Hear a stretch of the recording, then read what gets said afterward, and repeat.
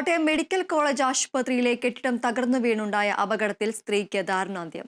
തലയോലപ്പറമ്പ് സ്വദേശിനി ബിന്ദുവാണ് മരിച്ചത്. അപകടമുണ്ടായി 2.5 മണിക്കൂറിന് ശേഷമാണ് ബിന്ദുവിനെ പുറത്തെടുത്തത്. രക്ഷാപ്രവർത്തനം വൈകിയെന്നാണ് ആക്ഷേപം. അതേസമയം രക്ഷാപ്രവർത്തനത്തിൽ വീഴ്ചയുണ്ടായില്ലെന്ന് ആരോഗ്യമന്ത്രി വീണ ജോർജ് വ്യക്തമാക്കി. സംഭവത്തെക്കുറിച്ച് അന്വേഷിക്കാൻ ജില്ലാ കളക്ടർക്ക് നിർദ്ദേശം നൽകി. രാവിലെയാണ് കോട്ടയം മെഡിക്കൽ കോളേജ് ആശുപത്രിയിലെ 14-ാം വാർഡ് കെട്ടിടം ഇടിഞ്ഞു വീണത്. അപകടത്തിൽ 2 പേർക്ക് പരിക്കേറ്റിരുന്നു. തകർന്നു വീണ കെട്ടിടത്തിനുള്ളിൽ ആരും കുടുങ്ങിക്കിടക്കുന്നില്ലെന്നായിരുന്നു അധികൃതരുടെ പ്രാഥമിക നിഗമനം. പ്രവർത്തനരഹിതമായ കെട്ടിടത്തിന്റെ ശുചിമുറിയുടെ ഭാഗമാണ് ഇടിഞ്ഞു വീണതെന്ന് ആരോഗ്യമന്ത്രിയും ആരും ഉപയോഗിക്കാത്ത കെട്ടിടമാണെന്ന് മന്ത്രി VN വാസവനും പറഞ്ഞിരുന്നു. പിന്നാലെ ബിന്ദുവിനെ കാണാനില്ലെന്ന പരാതി ഉയർന്നതോടെയാണ് വിശദമായ പരിശോധന ആരംഭിച്ചത്. തുടർന്ന് നടത്തിയ തെരച്ചിലിൽ തലയോലപ്പറമ്പ് സ്വദേശിനി ബിന്ദുവിനെ കണ്ടെത്തി.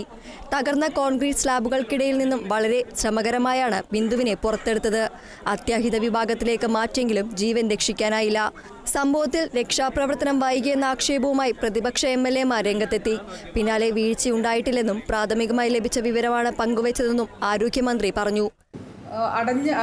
ആ ബ്ലോക്ക് ഉപയോഗിക്കുന്നില്ല, അടച്ചിട്ടിരുന്നൊരു ബ്ലോക്കാണെന്നുള്ളതാണ് പ്രാഥമികമായിട്ടുള്ള ഇൻഫർമേഷൻ. ഈ റെസ്ക്യൂ നടക്കുന്ന സ്ഥലത്ത് ഈ ചെയ്തുകൊണ്ടിരുന്നപ്പോൾ ഞങ്ങൾ അവിടെ ഉണ്ടായിരുന്നില്ല. കാരണം ഞങ്ങൾ ഇപ്പുറത്തായിരുന്നു ഉണ്ടായിരുന്നത്.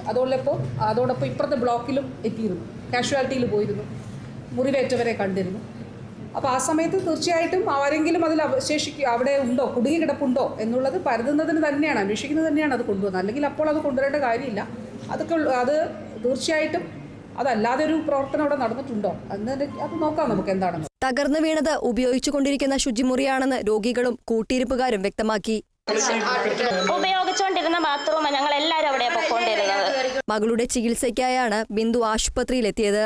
കുളിക്കാൻ പോയ സമയത്തായിരുന്നു അപകടം. രക്ഷാപ്രവർത്തനത്തിൽ ഗുരുതര വീഴ്ചയുണ്ടായെന്ന വിമർശനമാണ് വ്യാപകമായി ഉയരുന്നത്. Kerala vision news, Kottayam.